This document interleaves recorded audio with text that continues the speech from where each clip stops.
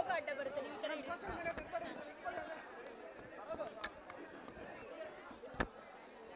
ಕಾಣದಂತೆ ಮಾಯವಾದನು ನಮ್ಮ ಶಿವ ಕೈಲಾಸ ಸೇರಿಕೊಂಡನು. ಇದು ಎಷ್ಟು ಚೆನ್ನಾಗಿದೆ ಅಲ್ವಾ? ಅವತ್ತು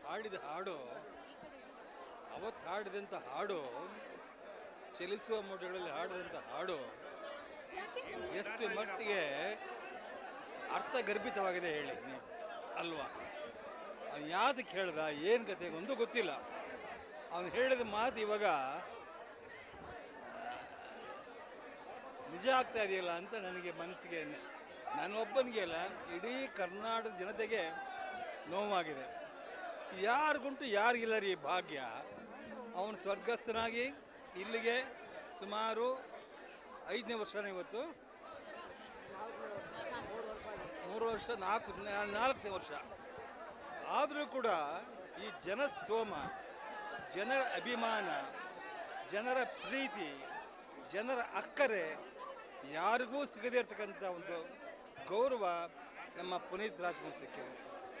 ನಿಜವಾಗಿ ಕೂಡ ಕನ್ನಡ ನಾಡಿನ ಜನ ಎಂಥ ಹೃದಯ ಶ್ರೀಮಂತಿಕೆ ಜನ ಅಂತಂದರೆ ಇವತ್ತು ಗೊತ್ತಾಗ್ತಾ ಇದೆ.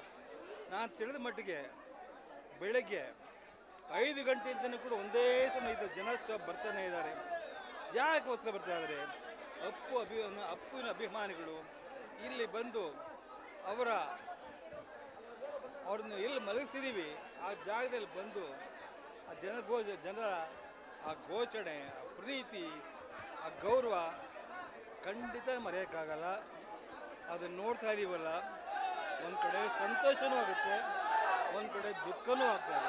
ಯಾಕಂದರೆ ನಾವು ಸುಮ್ಮನೆ ಹೋಗಲಿಲ್ಲ, ಪುನೀತ್ ಸುಮ್ಮನೆ ಹೋಗಲಿಲ್ಲ.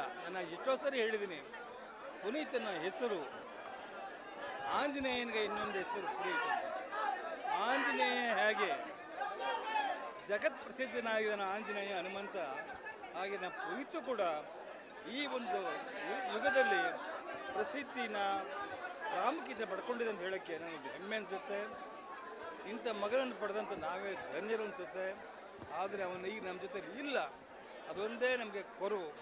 ಆದರೂ ಕೂಡ ಇಲ್ಲಿ ಜನಗಳ ಸೇರಿರ್ತಕ್ಕಂಥ ಅವರ ಘೋಷಣೆ, ಅವರ ಪ್ರೀತಿ, ಅವ್ರ ಗೌರವ ನೋಡಿದಾಗ ಎಲ್ಲೋ ನಮ್ಮ ಅಪ್ಪು ಎಲ್ಲೋ ಇದ್ದಾನೆ ಅನ್ನಿಸ್ತಾ ಇದೆ.